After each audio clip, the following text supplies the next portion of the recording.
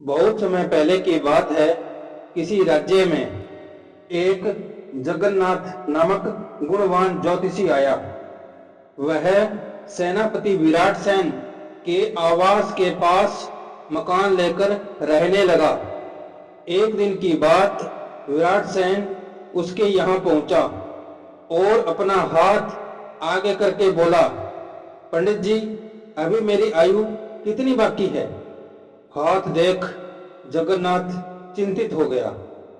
उसने सेनापति को टालना चाहा, लेकिन वह नहीं माना और सही बात बताने की जिद करने लगा। अंत में उसके आग्रह के सामने ज्योतिषी को झुकना पड़ा। ज्योतिषी ने दुखी मन से बताया, महाशय, अब आपकी आयु केवल 1 सप्ताह शेष है। सेनापति विराट सेन का घबराहट के मारे बुरा हाल हो गया। वह सीधा राज दरबार में आया और अपने मित्र गजानन से एकांत में सारी बात कह सुनाई। गजानन था तो राज ज्योतिषी, किंतु अपने विषय की उसे कुछ विशेष जानकारी नहीं थी।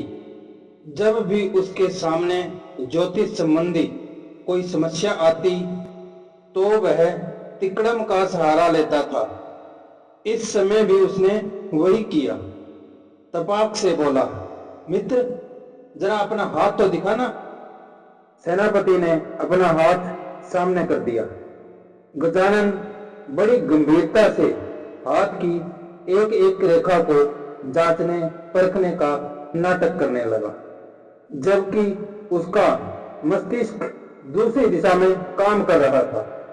वह सोच रहा था, अगर जगन्नाथ की भविष्यवाणी सच हो गई तो खैर नहीं, उसका प्रभाव बढ़ेगा और दरबार से मेरा पत्ता साफ होने में देर न लगेगी। इसलिए कुछ ऐसा करना चाहिए कि इस बात की भनक किसी को न लगने पाए। साथ ही जगन्नाथ की भविष्यवाणी गलत होने पर सेनापति के जीवन दान का गौरव भी मुझे ही प्राप्त हो। शीघ्र ही उसके दिमाग में एक तरकीब आ गई। उसने सिर हिलाते हुए उदास स्वर में कहा, मित्र, जगन्नाथ ने सच कहा है। आपका मृत्यु योग ऐसा ही है, किंतु जप करके मैं उसे टाल दूंगा। बस आपको मेरी एक बात माननी होगी। बताइए, आप जो भी कहेंगे मैं करूंगा। विराट सेन जल्दी से बोला। गजानन ने समझाया, आपको केवल यह करना होगा कि जगन्नाथ की भविष्यवाणी के विषय में आप किसी को न बताएं, बाकी मैं देख लूंगा। सेनापति विराट सेन सहमत हो गया। इसके बाद गजानन ने उसे ऐसी पट्टी पढ़ाई कि उसके अंदर समाया मृत्यु का भय जाता रहा। वह पहले की तरह हंसी खुशी अपना काम करने लगा। दिन बीतते गए। 7वें दिन राजा मणिभद्र उसे अपने साथ शिकार खेलने ले गया। वहां जंगल में एक शेर ने उसे मार डाला। यह समाचार पाकर गजानन बड़ा परेशान हुआ। इस घटना से उसे पक्का विश्वास हो गया कि वह लाख कोशिश कर डाले कि जगन्नाथ की प्रसिद्धि उसके लिए घातक हो सकती है। इसलिए वह उसे हमेशा के लिए रास्ते से हटाने की तरकीब में व्यस्त हो गया। अगले दिन दरबार लगा। राजा मणिभद्र ने भरे गले से अपने प्रिय सेनापति की देश सेवा को याद करते हुए श्रद्धांजलि अर्पित की। अन्य दरबारियों ने भी इस मौके पर विराट सेन को साहसी, वीर और महान सेनापति के रूप में याद किया। गजानन को यह अवसर उपयुक्त जान पड़ा। उसने राजा मणिभद्र को संबोधित करके कहा, महाराज, कल रात मैंने ज्योतिष की गणना की तो सेनापति की अकाल मृत्यु का एक अजीब रहस्य सामने आया। राजा को पूछने की उत्सुकता हुई। पूछने पर गजानन ने बताया, राजन, अपने राज्य में कहीं से भागकर गजानन नाम का एक ढोंगी व्यक्ति आया है। उसकी जुबान ऐसी विषैली है कि वह जिसकी मृत्यु की बात मुंह से निकाल देता है वह बच नहीं सकता। पिछले दिनों उसने 1 सप्ताह के अंदर सेनापति के मर जाने की भविष्यवाणी की थी। इसी कारण से राज्य को विराट सेन जैसे महान सेनापति से वंचित होना पड़ा। राजा मणिभद्र कान का कच्चा था।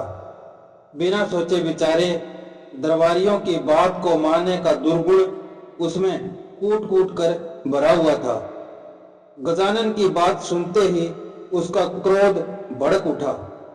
उसने जगन्नाथ का पता ठिकाना मालूम किया और सिपाहियों को भेजकर उसी समय पकड़कर उसे मंगवाया।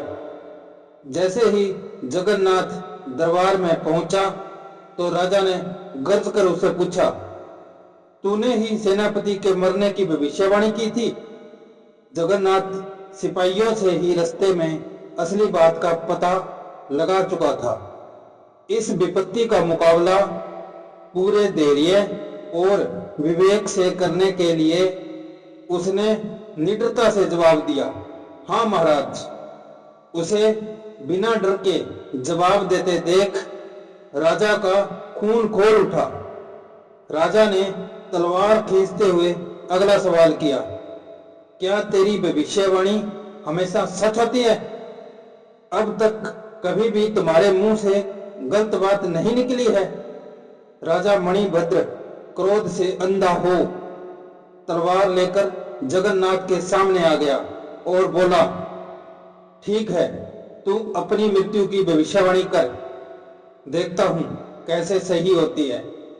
जगन्नाथ समझ गया कि राजा मुझे झूठा सिद्ध करके अभी मार डालना चाहता है, किंतु उसने धैर्य न खोया और कहा, महाराज, इसके लिए मुझे ज्योतिष गणना करने के लिए थोड़ा समय चाहिए। राजा मणिभद्र ने मौका दे दिया। जगन्नाथ थोड़ी देर यूं ही आड़ी तिरछी रेखाएं खींचता रहा, फिर चौंकते हुए बोला, राजन, इस गणना से बड़ी विचित्र बात का पता चल रहा है।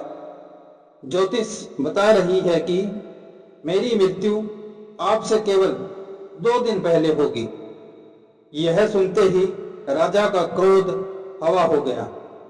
उसने जगन्नाथ को प्राणदान ही नहीं दिया, बल्कि उसे राज्य का प्रधान ज्योतिषी बना दिया, ताकि राजकीय सुख सुविधाओं का उपयोग करता हुआ वह अधिक दिन तक जीवित रह सके। इस नई व्यवस्था से गजानन सन्न रह गया। बेचारा अपने ही फैलाए जाल में बुरी तरह उलझकर जगन्नाथ के लिए रास्ता साफ कर बैठा। इस कहानी से हमें यह शिक्षा मिलती है कि बुद्धि और विवेक से कठिन कार्य भी सिद्ध हो जाते हैं। अगर यह कहानी आपको पसंद आई हो तो लाइक, शेयर और सब्सक्राइब करना ना भूलें। धन्यवाद। आपका दिन शुभ हो।